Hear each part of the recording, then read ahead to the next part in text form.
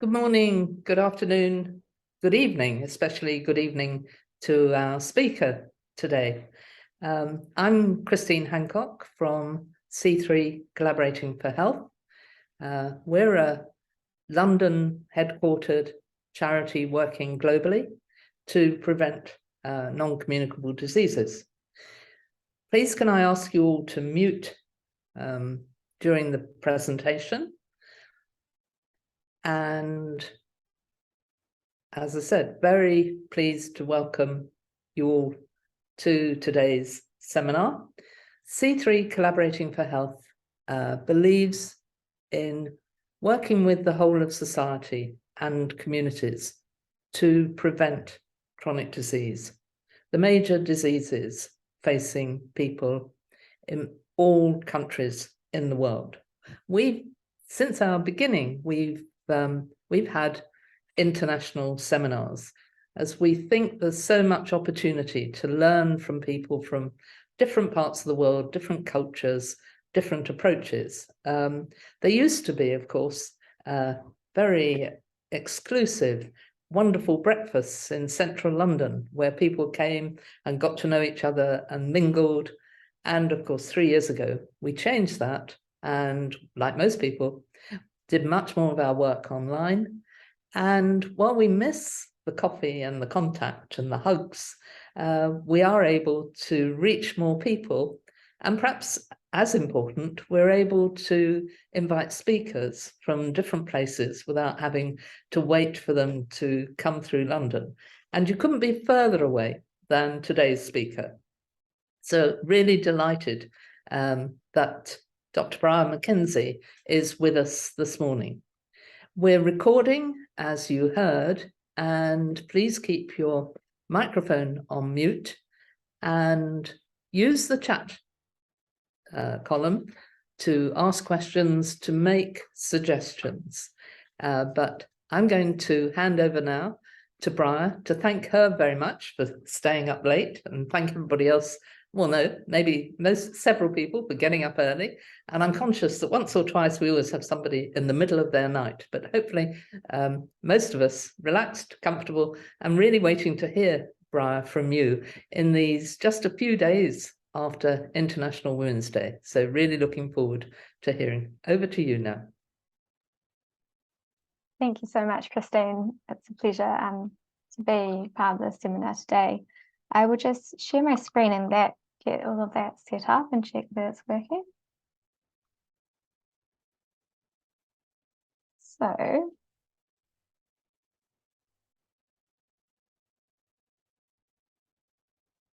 I'm hoping you're seeing that all good, but shout out if not, otherwise I will.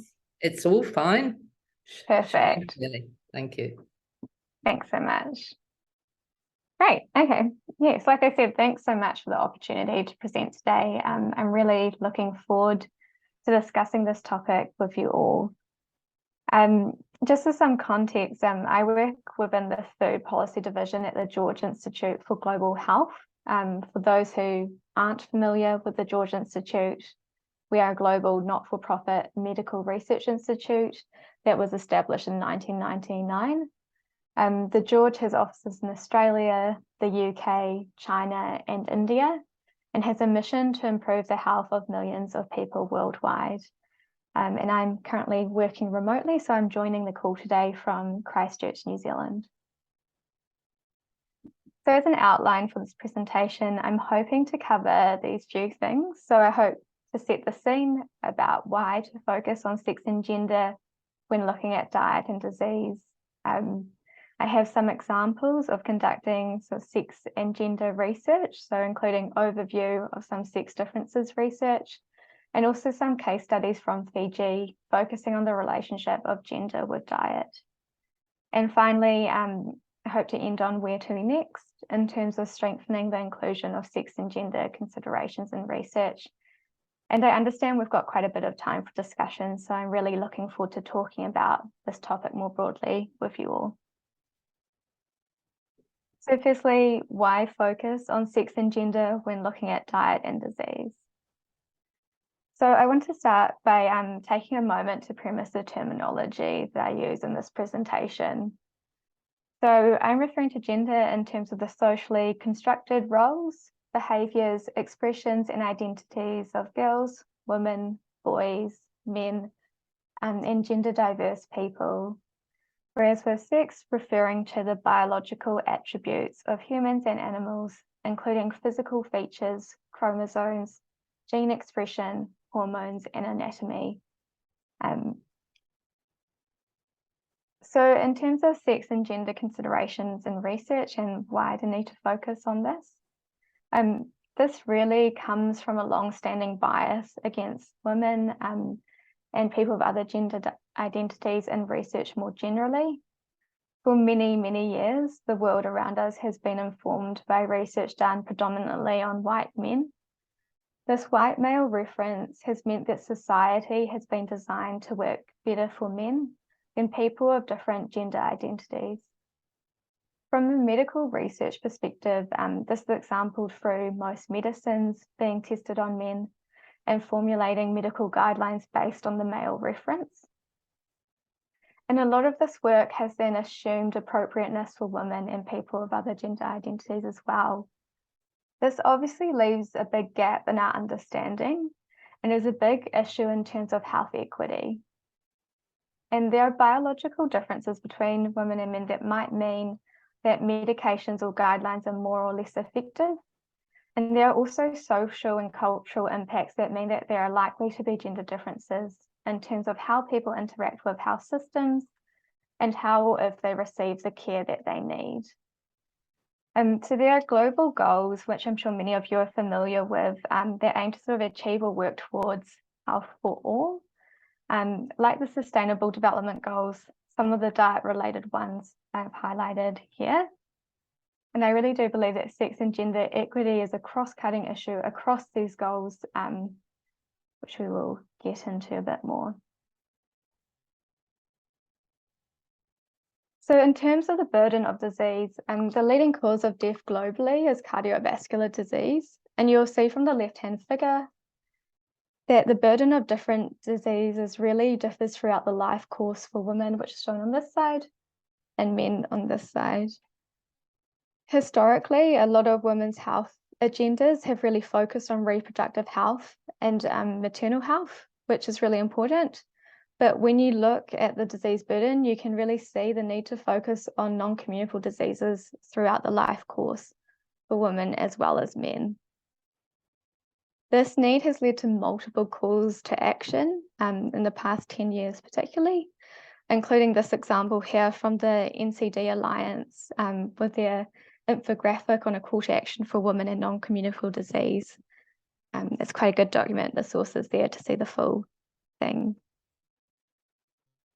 It also led to this call to action for a new global agenda for women's health, and this was published by the George Institute along with the Oxford Martin School in 2016.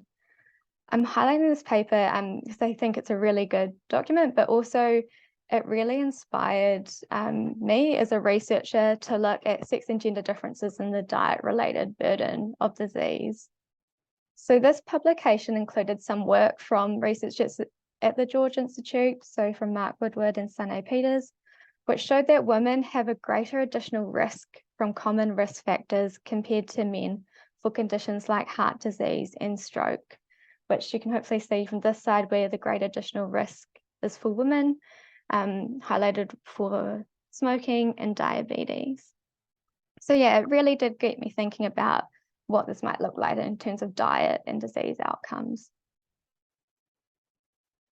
So taking a step back, so sort of highlighting the importance of diet research more broadly, in case people aren't familiar, but there is a real need to think or address the burden of poor diets around the world.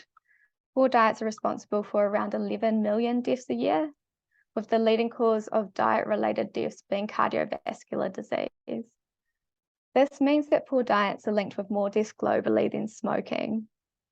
So there is a real urgency for population-level interventions to reduce this burden of disease. Given it's such a big burden and it seems to affect so many people, why should we be interested in sex and gender differences in diet and disease, as it looks like everyone could benefit from better diets?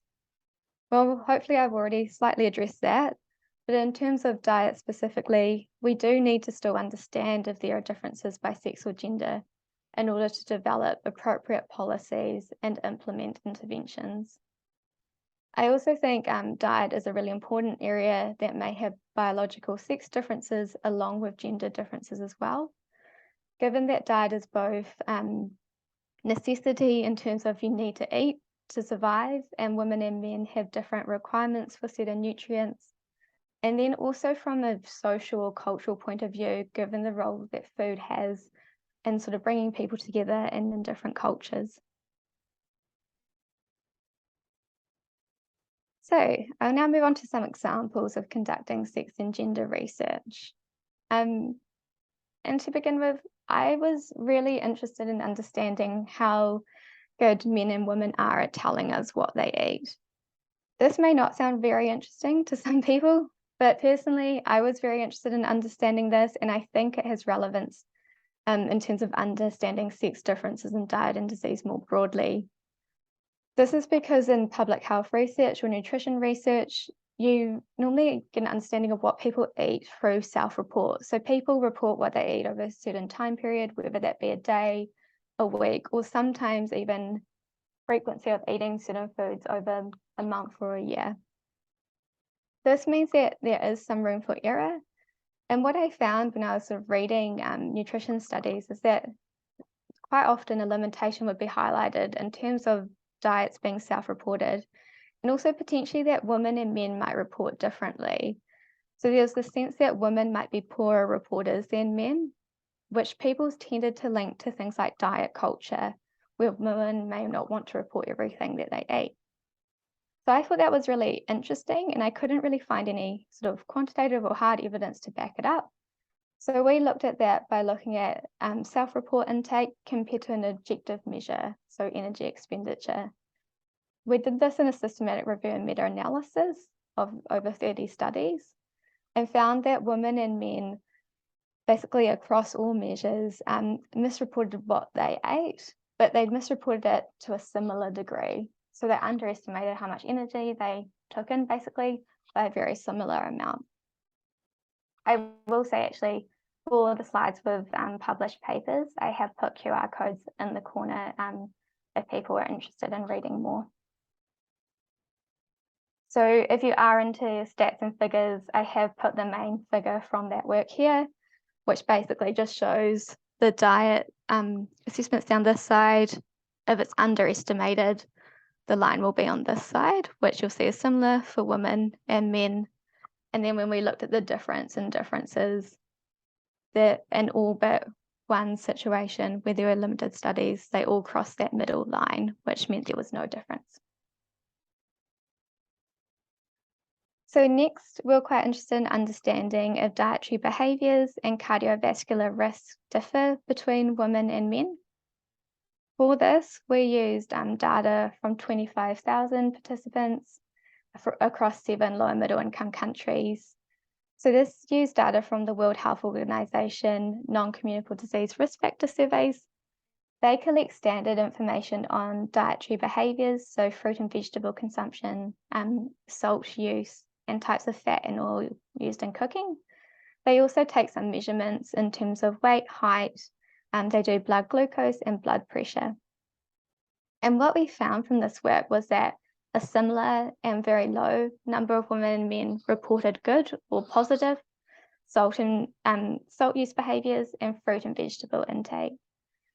We also found that poor self-reported salt behaviour was associated with increased likelihood of having undiagnosed high blood pressure in women, but not in men. This is quite interesting, as previous studies have also shown that reducing sodium or salt has more of an impact on blood pressure in women than men. So as a final example from the sex differences work, we were interested in looking at diets more generally, so not just behaviours, but intakes more broadly in terms of fat, protein and carbohydrate. And we wanted to know if diet affected the biggest killers of men and women differently. So this used data from the UK. And at the time, the leading cause of death for men was cardiovascular disease, and for women, it was dementia in the UK. So we looked at both along with premature mortality. So we used the UK Biobank data or cohort. This is a cohort of around 500,000 people in the UK, and a group within this have done quite a few diet recalls now. So we looked at this specific group, and what we found was that people who had a lower carbohydrate, a lower fat, yet a higher protein diet had a higher risk of early death, which is for women and men, but a lower risk of cardiovascular disease for only men specifically. Again, if you're into stats, this main result is shown in the table here, the highlighted hazard ratio. But if you really want to see the nitty-gritty results, the QR code for the paper is there as well.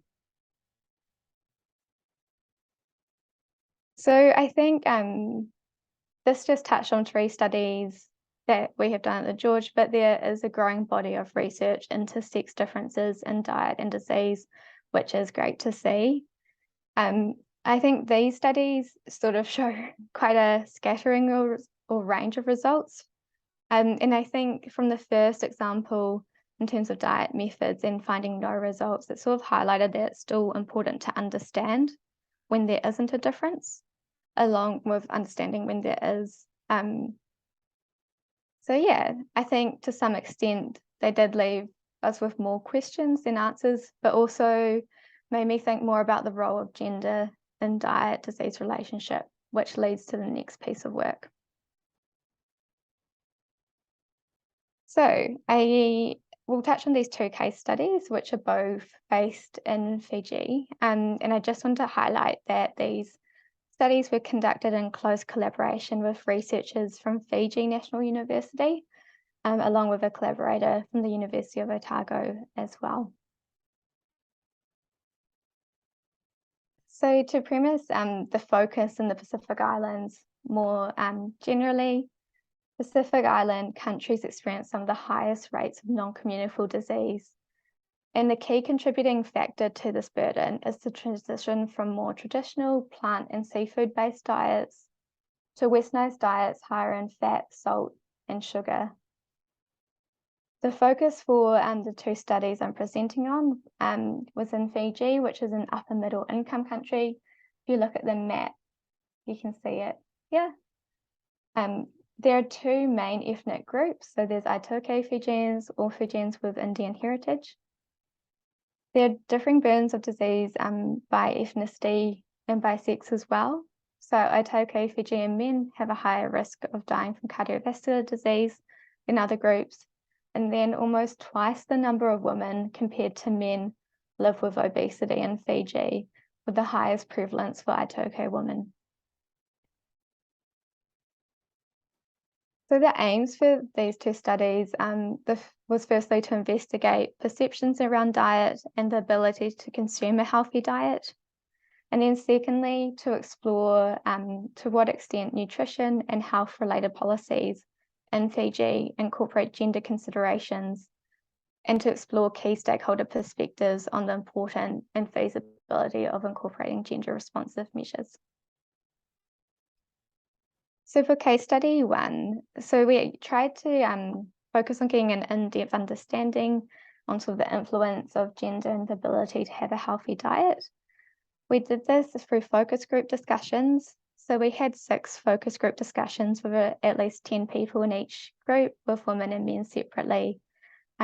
This was in both rural and peri-urban settings near Suva, so the capital of Fiji. What this study found was that perceptions of gendered roles related to nutrition were quite traditional and were becoming misaligned with other societal and environmental changes. I've used some quotes from this work to sort of highlight it, and I'll just read through the 2 highlighted in purple. So the first one, it says, "Our ancestors didn't consume kava and grog excessively, and now most of our women are widows because their husbands do not listen to the advice of a woman. They don't realize that we are created to assist with providing food from the farm and garden. And then the second example, again in purple, it says, but our culture is that men should have more food, and as women, we will eat what is left. But now, for me at home, I'll be very honest. My husband and I will eat the same amount of food.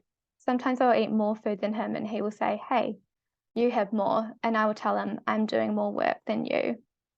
So this sort of highlights some of the more traditional views, but then also the changing practices as well.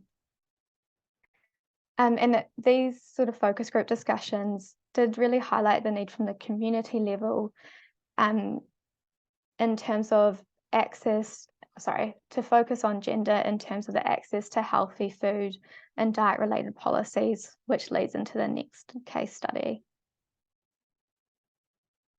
So for the second case study, this was focused on a policy analysis. So it had 3 key components. We did a current policy content analysis of gender inclusion and nutrition and health-related policies. We then analysed the policies using the WHO gender analysis tool to get an understanding of how gender responsive the policies were. And then finally, we did stakeholder interviews to understand perceptions and scope for gender considerations, and that was with 19 key stakeholders.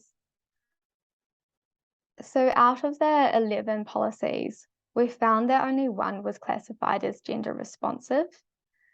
And when policies referred to gender, it was almost exclusively related to women who were pregnant or breastfeeding.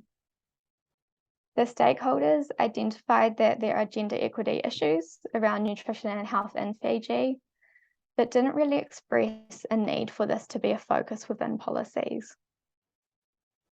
So I'll highlight some of the stakeholder perspectives here.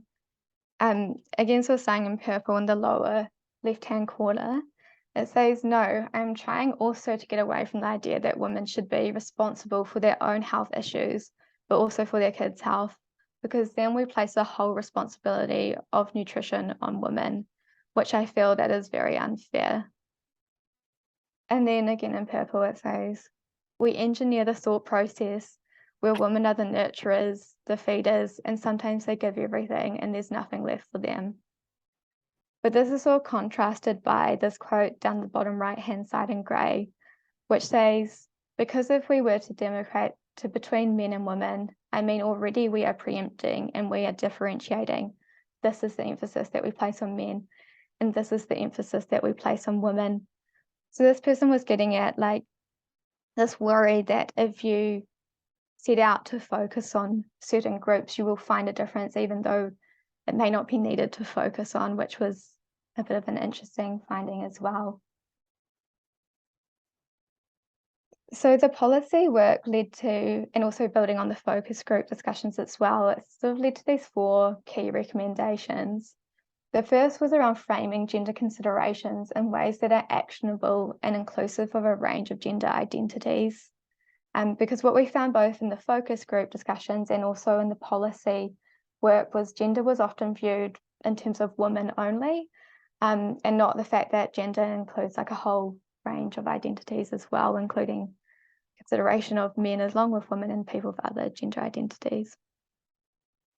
There was also the need of undertaking advocacy through actor networks to highlight the need for gender responsive nutrition and health related policies for key stakeholder groups, for ensuring that data collected to monitor policy implementation is disaggregated by sex and inclusive of gender identities, and in promoting equitable participation at a community and governance level. So this work has fed into a broader body of work around scaling up food policy interventions in Pacific Island countries. So this is a 5-year collaborative grant with Fiji National University, Ministry of Health in Fiji as well, Sydney University and Deakin. It's funded through the Global Alliance for Chronic Disease, and we're currently in the 3rd year for the focus within Fiji, with the hope to extend further in the Pacific.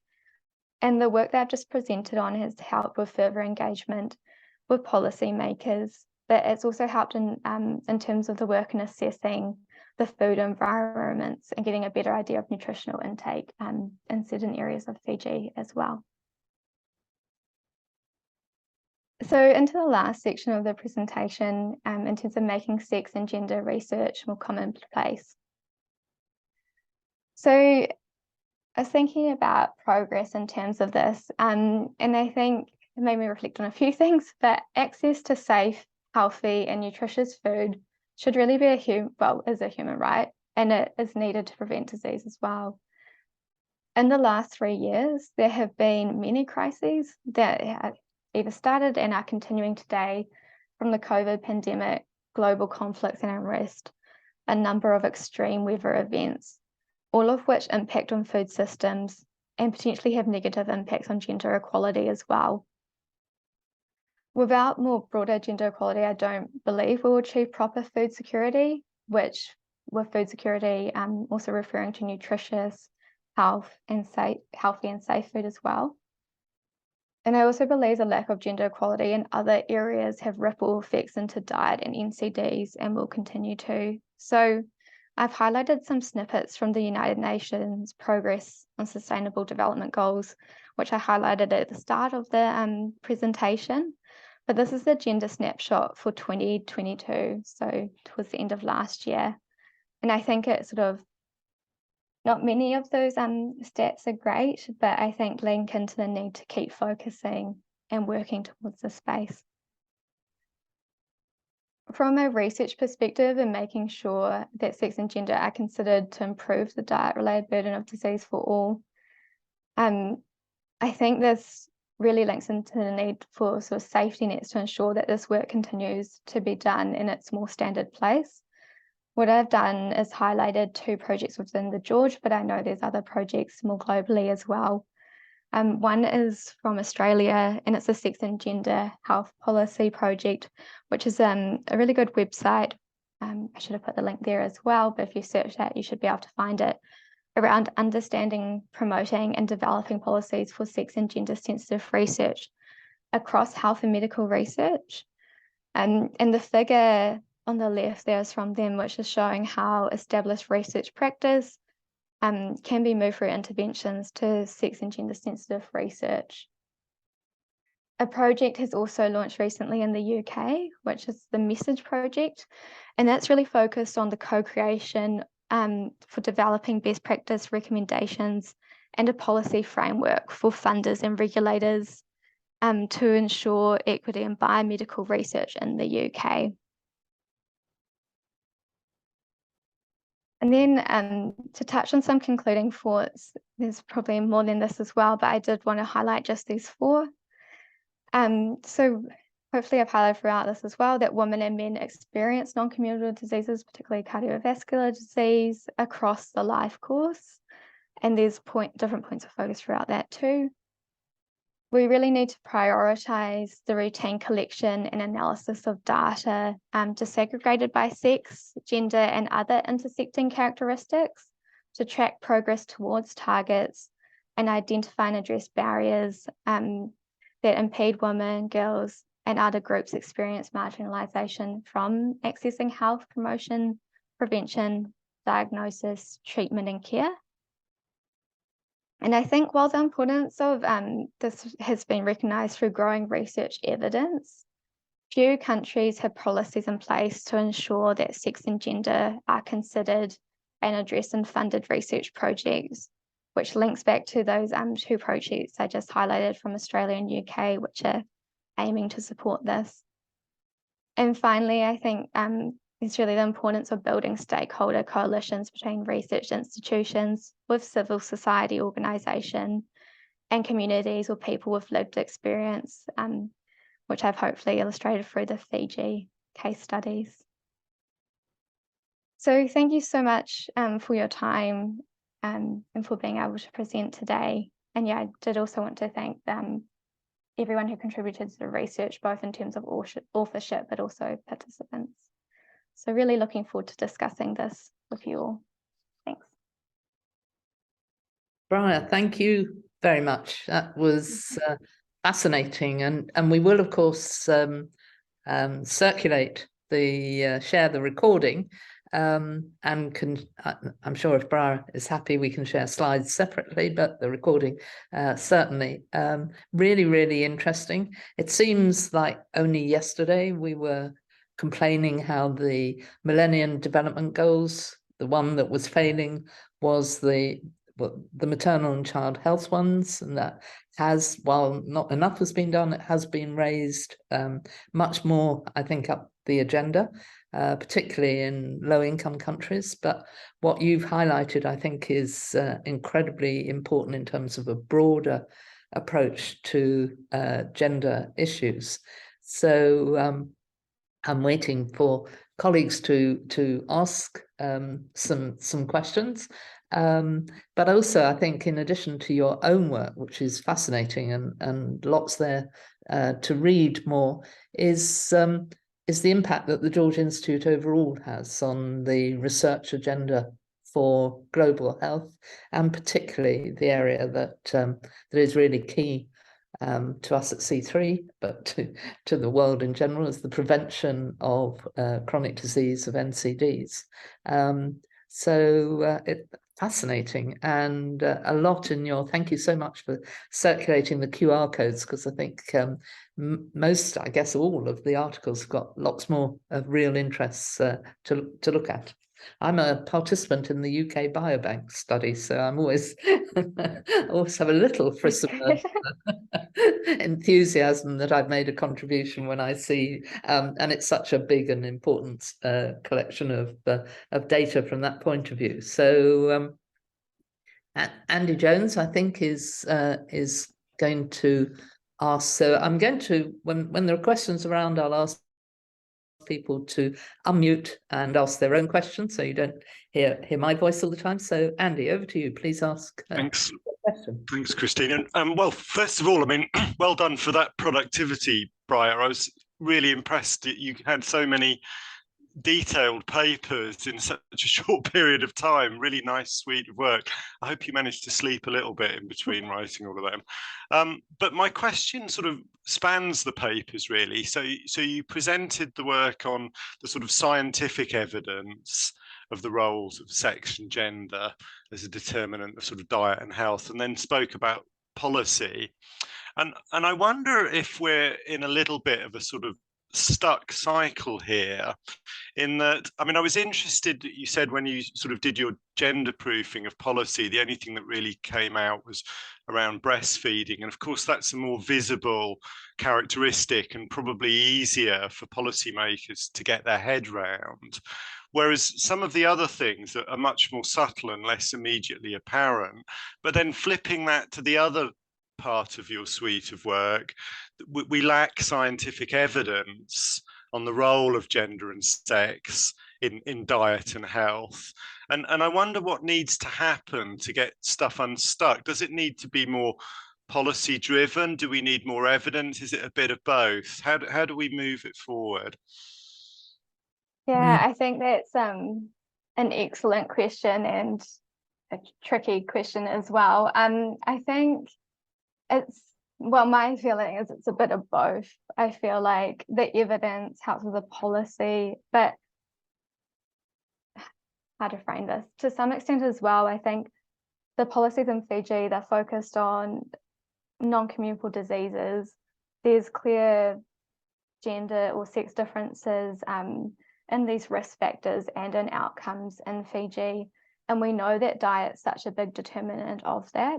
So there's also not such a huge leap to be still thinking about sex and gender across diet, but also across these other risk factors that have established that relationship much more as well.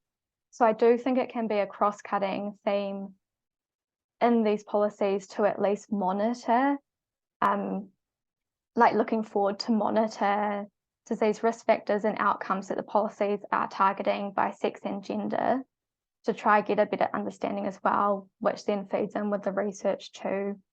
But I think in the last part of the presentation, the sort of projects focused on having policies for incorporating sex and gender into research, so from targeting the researchers, I think that is going to help to produce the research to then impact the policies as well for that pathway. So I do think it's a bit of both. And like I said, there is a growing body of research in this space, which will hopefully help push that.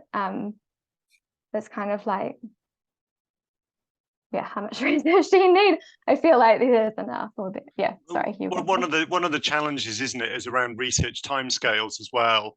You know, and the fact that you're going to be, you know, typically waiting years, whereas policy needs to be adaptive now, doesn't it? Yeah.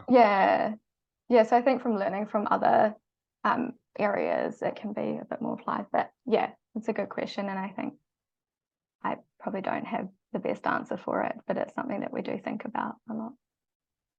So not exactly following up Andy's comments, but I think, do you have some sort of anecdotal examples of how people have really started to think from raising some of the issues? Because I don't know about other people, but periodically I'm thinking things are really changing, moving, and then I think it's almost current. The UK has every year in March a big, I think 2 days, maybe longer, health and wellbeing exhibition in Birmingham, and they this year decided to focus on mentors and leaders who can be an example. And to my absolute amazement, all 4 of their leadership mentoring examples were white men. And I would have thought the UK had moved, at least superficially, to recognition. And so I suppose in part I'm saying, are you optimistic that that things do move, and that people are? But that's a big question to ask a researcher. So it's just your opinion, I think, Brian. Yeah, my opinion definitely is I'm optimistic, absolutely, but it is always disappointing. I guess it's disappointing that situations like that still happen, and there's been a few examples in the news here in New Zealand and Australia as well about all white male panels as well. But I think it's encouraging that they do get called out so quickly now for not necessarily being appropriate at all. So I think that's encouraging. But I also think certainly from the Australian perspective, there's a building focus on cardiovascular disease and the need to focus on cardiovascular disease for women, which I think is encouraging. I think, yeah, the broader recognition and focus on gender, just in terms of everyday life to some extent, is also really encouraging. We recently had a census here in New Zealand that asked a lot more questions in terms of sex and gender identity as well. So I think there is, yeah, look, I'm optimistic is the short answer to your question. Great, good. So I have 3 people asking questions. If I can invite them one at a time to unmute and ask you the questions. So Satish, I'm not sure if I've pronounced your first name correctly, but hope I have, followed by Katie Cooper, followed by Annette. So Satish, please, your question. Yeah, thank you so much, Briar, for such an amazing presentation and interesting work. So I had a quick question around the influence of contextual, cultural, and social factors on shaping the distribution and prevalence of NCDs in different sexes and genders. As we know, like societal norms and child care, parental remodeling, these expectations are more on women and are more likely to influence health outcomes for women. So are we addressing any of those factors? Thanks so much for that question, Satish. I completely agree. I think, yeah, I guess gender is impacted on by so many different factors as well, and unpacking that relationship can be quite complex too. I think there is quite a focus on intersectional relationships, so looking at gender and how it also, or how different factors intersect with that, like ethnicity, socioeconomic status. And I think that is going to grow importance in terms of, you know, understanding how equity factors can be addressed more generally. But yeah, I think it's a tricky area to unpack and to understand a bit better. And yeah, I think more work needs to be done in that space. So good question, but yeah, I don't have a clear answer to that. Sorry. No, thank you so much. I think clear answers are challenging, aren't they? Yeah.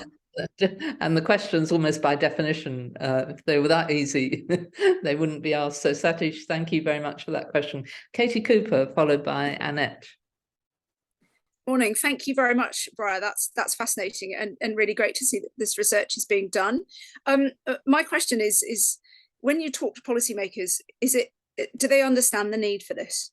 This is really, I'm sure, a much wider question than just sort of diet and NCDs, but do they understand the need for this disaggregation by sex and gender in the research and the need to fund it? And I suppose the reason why I'm particularly asking is do women policymakers get it more?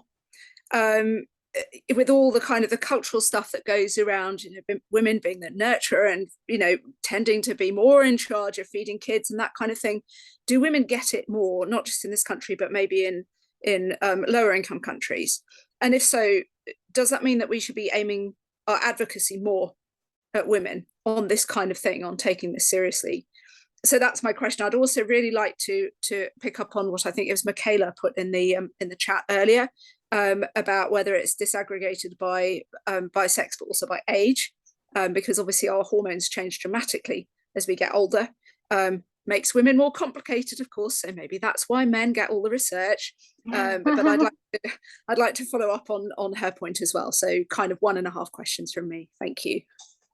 Yeah, sure. Thank you so much for those questions, Katie. I'll start with the first one about policymakers. I think, look, the research I did was in Fiji specifically. Like I said, we got a mixed response in terms of how policymakers viewed this. Lots of people saw the importance of gender equity considerations, but actually incorporating it in policy wasn't so agreed on. I think it's probably different in different countries. I unfortunately only had the Fiji focus, but I think your point about women sort of being more engaged in this work, I know there's been research into, say, women first or senior authors on papers, and also women editors of journals, and whether they publish more sex disaggregated work. From memory, they do that. So I think from that perspective, it's interesting, and I would be interested to understand from a policy point of view. My sense is also that probably is the case. I personally don't think that stops the need to advocate for. I don't know if we should be targeting women specifically for that, though. I think the advocacy needs to be for everyone. I think it's a broader issue than women's health only. It's about health for all, really, and improving health for women is going to improve health for all of society. So I really do think the advocacy needs to focus on getting everyone on board. But maybe that's too idealistic from a practical sense. Your second question about age, yes, a number of studies have also looked at age as well. And yes, certainly the changing hormone profile in terms of cardiovascular disease is interesting to look at. I think my understanding of that research is that there's some differing results in terms of whether that changes females' risk towards cardiovascular disease or not. But yeah, absolutely, age is also looked at and has been looked at in the studies I presented on today too. So thank you so much. Certainly in the UK recently, we've seen an upsurge of advocacy and to some extent policy interest around menopause. It's really suddenly. So I think it's much too early to know whether this will be a short-term issue or whether it really will make a change in policy issues. Moving to Annette, please unmute and ask your question. Great presentation, Briar, and also thanks to the people asking questions before me. Just a quick one from my side. You started your presentation talking also about gender diverse people, and your work has really focused on men and women. Based on your research experience and what you know from what's happening in the field, what is your idea or maybe even recommendation to advance the work for gender diverse people? And also to advance the policy in that area. Thanks so much for that question, Annette. And it's an excellent point, and something I definitely should have covered in the presentation. I think it is so disappointingly, from the studies that I've done in terms of sex differences studies, the only variables included were using secondary data, so that was female or male, and so there weren't other identities or characteristics clustered there. So that's why the sort of sex differences, female, male studies. In terms of gender diversity in the Fijian studies, we were guided in Fiji about which terms to use, and we're also guided by the communities we went to, and people self-grouped into the various focus groups that we had, and they were men and women groups. In terms of policymakers, I think, and I mean the policy landscape analysis study, as I mentioned in the policies, gender was often referred to purely as women. It's not even sort of identifying that like men is within that and gender diverse people within that as well. So I think, yeah, it was ended up being referred to in quite a binary way, which I do think needs to change and needs to be focused more broadly. I do know that there is a lot of work going on in this space in Australia, which is excellent, and I'm sure in other countries as well. And as we go forward with our research, it's something that we want to focus on more. It's important that you know, everyone's included in research, so we know what works best for all people as well. So yeah, it's something that definitely needs to be focused on more. So thank you for that question. So, Briar, I'd like to ask another question. My background's nursing, which in a way is an incredibly gendered occupation in all sorts of ways, and that in itself is a subject of lots of discussion, articles, and probably should be more. But I wondered whether gendered occupations had come up at all, other than, if you like, homemaking or housework or housewife, which clearly did come up in your focus groups and your discussions. Yeah, thank you so much. I mean, I trained as a dietitian, which is also incredibly specific gender. Yeah. Anyway, so no, unfortunately not, apart from in Fiji where there are roles and responsibilities around housework, but in terms of occupations for work outside the home, that didn't really come up. I do agree it's a really interesting area, particularly in terms of not related to diet and disease, but potentially in terms of looking at health and sort of exposures to factors that are related to non-communicable diseases as well, like pollution and factors like that, and certain occupations that are quite gendered would be really interesting to understand more. Great, thank you. And you're right, I agree. Glenn Stewart's raised his hand and will speak. Great.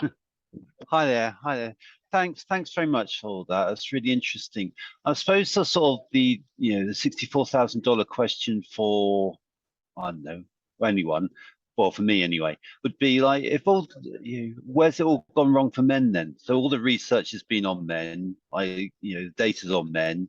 They still got a lower life expectancy, lower healthy life expectancy than women. So where's it all gone wrong?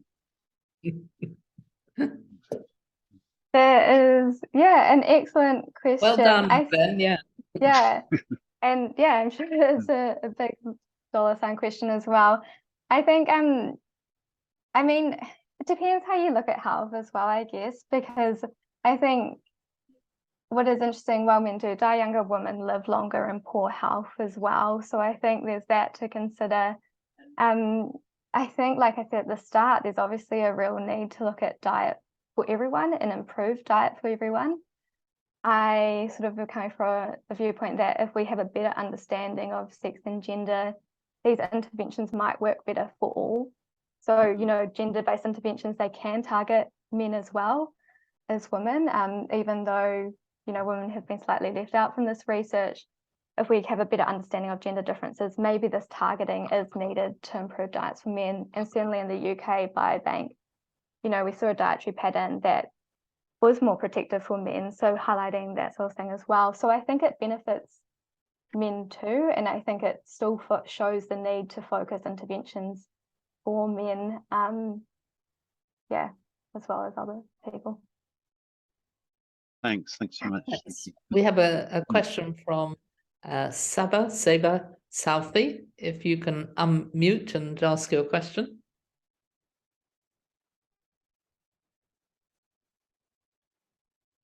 Are you able to unmute?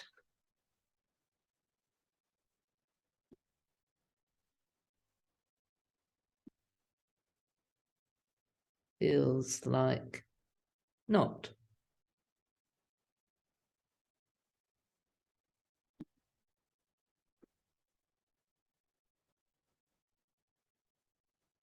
So let's move to Rachel Quinn, who's made some comments that'd be good if you could unmute and expand. Hi, it's Rachel. Thank you from the Academy of Medical Sciences in the UK. Just thanks for a great talk. There were two comments, really. I think funders have got a really important role in insisting sex, because we've seen how woeful we are even on sex differences in research, and hopefully gender included in studies. We've seen this in the new guidance from the MRC. So that includes the sort of basic research, the cell research that you were highlighting that was going on. And we are hoping that the clinical trials guidance, not sure if we're going to get it on the face of the law, but the new regulation of clinical trials in the UK will at least have in the guidance the need to pay attention to diversity issues or inclusivity. But I think the thing that comes out really strongly, and something that we look at in our work and in our policy work, is the importance of community involvement and just involving those groups from the beginning, which again has been woeful in the past, but I hope is getting better in the UK. So that was all I wanted to say, but thanks for a great talk. Thank you, Rachel. And yeah, I completely agree. It's such an important thing for the funders to endorse. And also, I think it's interesting looking at the Canadian perspective as well, where I think they've had these things in their funding guidelines for a while. And also, I think done research on, the programs that get funded, how they show the sex and gender differences as well, which I think will be interesting from the UK and hopefully the Australia perspective too. Thanks for the comment. Yeah, great. Thank you, Rachel. So Saba has put the comment in the chat box. Are you able to unmute and ask it yourself, or if not, possibly not? So a comment on focusing on clinical trials on the ground level and as a real, and then the policies that we can make and execute. So comment rather than a question, but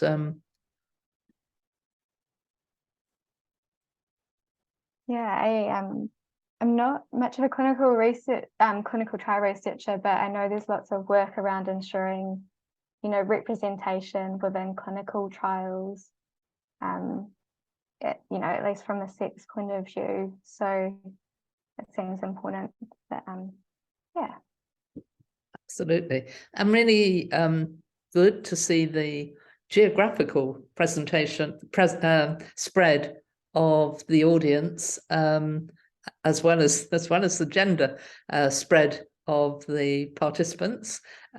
We don't know all the geographical presence other than people who've spoken a little, but it looks as though a number of people have stayed up late, got up early, or missed a vital meal in order to join us this morning. So thank you all very much indeed for coming.